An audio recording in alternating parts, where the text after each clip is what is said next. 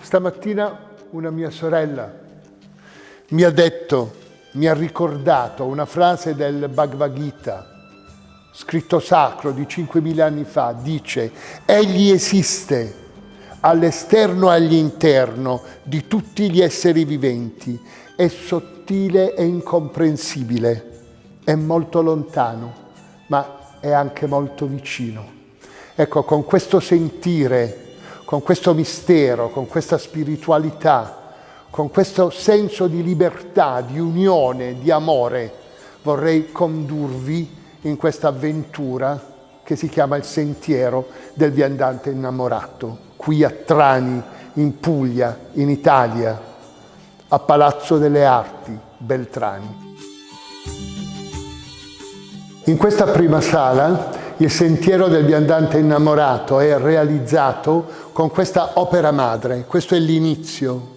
È un grande rotolo di 10 metri e 80 centimetri, per cui 108 numero sacro per varie culture nel mondo, e ho dipinto insieme al mio grande collaboratore Francesco Ventura una nuova geografia, dei nuovi continenti.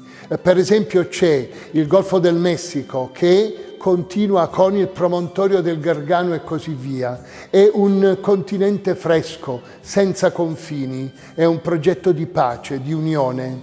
Sono andato con queste geografie unite in 7 tradizioni del mondo, invitando 7 professionisti, artisti tradizionali a percorrere insieme a me questo pellegrinaggio di amore, di pace e di amicizia tra i popoli.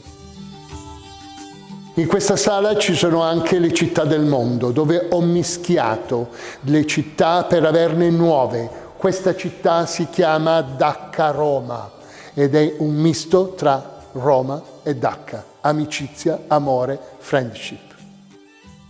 In Messico ho realizzato queste opere con Saúl Eleuterio Carrillo, dei Huichol, la tradizione si chiamano Huichol, in Guadalupe, Ocotán, un luogo molto remoto. Ho lavorato con lui, ma dire con lui è relativo, perché lui terminava per bersi un tè e arrivava la moglie, oppure arrivava la mamma, il papà, era tutta la famiglia molto coinvolta in questo progetto. È un progetto dove si parte con la tradizione totale, tipo queste maschere, e in questo caso io ho aggiunto la comunicazione attraverso il filo rosso e i bigliettini. E così come il cervo, per esempio, uno è tipico messicano e io ho fatto uno specchio di cervo rivestendolo, facendolo fiorire di fiori. In India ho scelto la tradizione della Gond Art per poter realizzare il pellegrinaggio, e in particolare ho incontrato l'artista tradizionale della Gond Art, Venkat Shyam, a Bhopal, nel Madhya Pradesh. Con lui abbiamo realizzato questa seconda tappa del pellegrinaggio del Sentiero del Viandante Innamorato.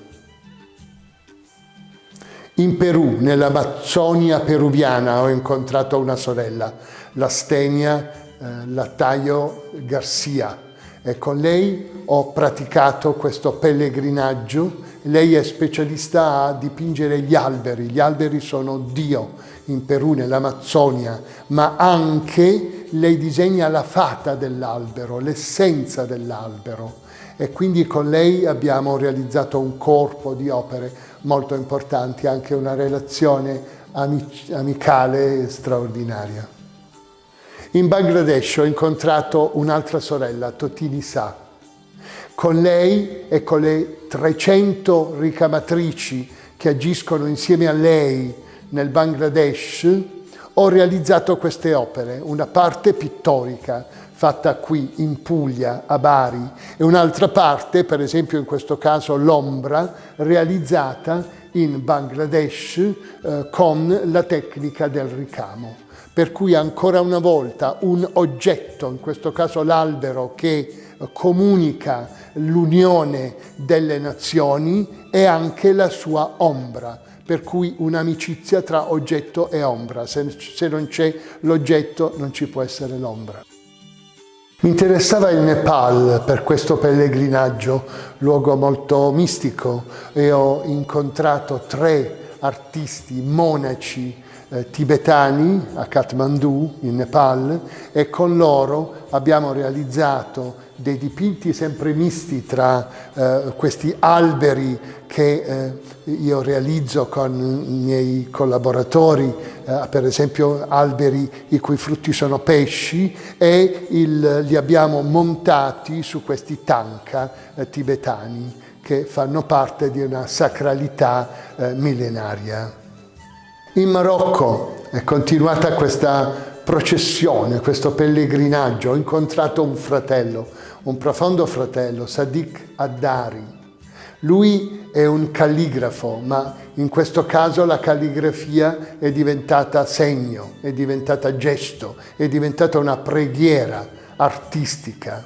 Io ho portato questi alberi e lui ha dipinto le radici dell'albero per una unità Marocco-Italia, per una attrazione culturale al mondo materiale, ma anche al mondo spirituale, radici e ali. Siamo in Sud Corea, ho incontrato Son Oe-ja, una collega artista che fa parte della tradizione pittorica della Sud Corea, e ho portato ancora una volta questi alberi e ho portato queste montagne sacre, 4 montagne sacre in Corea, e quindi la montagna è stata dipinta in studio con vari collaboratori, per esempio Teresa Albanese, per esempio Radica, per esempio Arvila Lutz, e anche altri. Abbiamo disegnato queste montagne sacre e invece la nostra artista della Sud Corea, gli alberi, come vedete, e i fiori e le farfalle.